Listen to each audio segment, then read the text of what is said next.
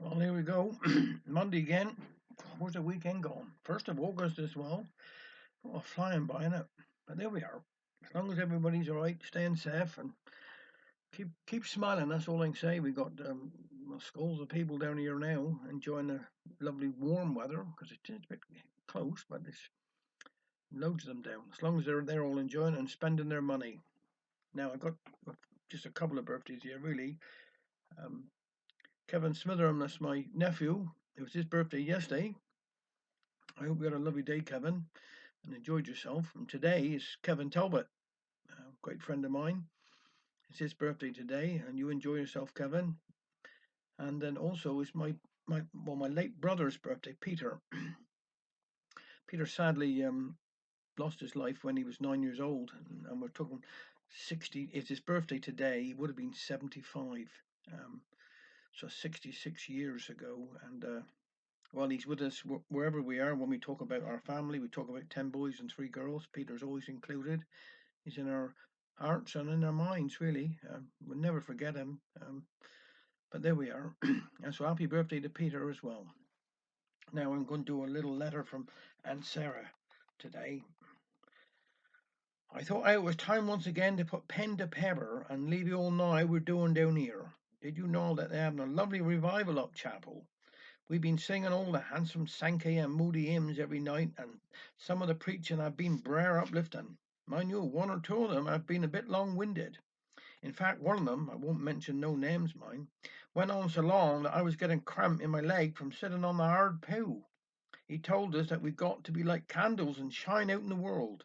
Well, he'd been preaching for nearly an hour, repeating himself over and over again till Uncle Job couldn't contain himself no longer and shouted out, "If you're a candle shining out in the world, then it's time you were snuffed out." Well, he left the pulpit in a brer huff, and he haven't been back since. You'll be glad to know that the dear child have passed all the exams.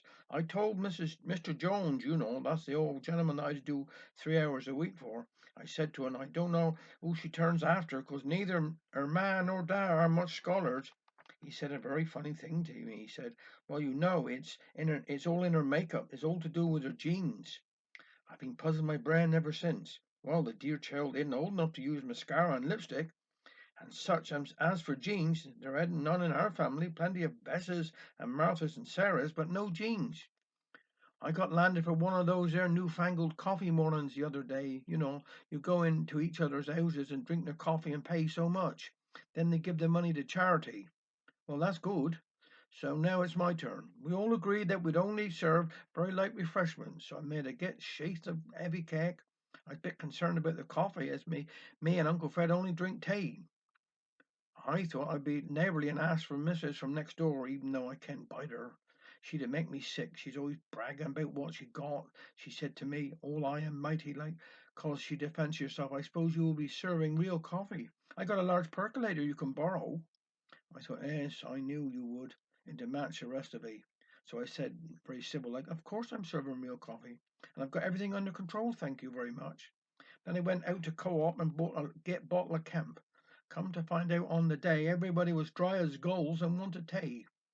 Now I got a get bottle of Kemp coffee on the shelf going to waste. It was Granny Liz's 90th birthday last Sunday. The daughters asked everyone to come in and have a drop of tea with her. They'd done some handsome spread. The table was groaning. The minister from the chapel came in to wish her a happy birthday, but she made they poor people look like some foolish.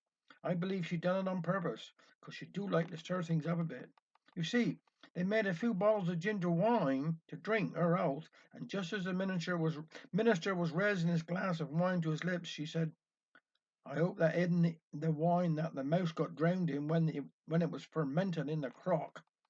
Then, to make matters worse, she went on, "You should have seen him. There he was, floating on his back, his little belly blowed up like a barrel. I will say, though, that the parson was an hero. He clunked down every drop in his glass, but he looked rather pale afterwards. Ellen, the little maid from across the street, brought back a present from her holidays for our cat, Fluff. She'd think the world of Fluff. It was a toy mouse filled with stuff called catnip. Helen said that would make her lively and frisky. And frisky is the word. I'd never seen nothing like it. There was our Fluff, who hadn't twitched a whisker at a time for 5 year long, rolling around and looking to go out at night. Uncle Fred was impressed. But when he said, "Do you think this here catnip would do any good for humans?" I decided it was time to fire the mouse out. I can't have Uncle Alfred getting ideas at his time of life. We got to think of his blood pressure. Now, my hansoms, I must bring this letter to a close. Uncle Fred, send his kind regards. Give the baby a kiss from both of us. Bye now. Take care.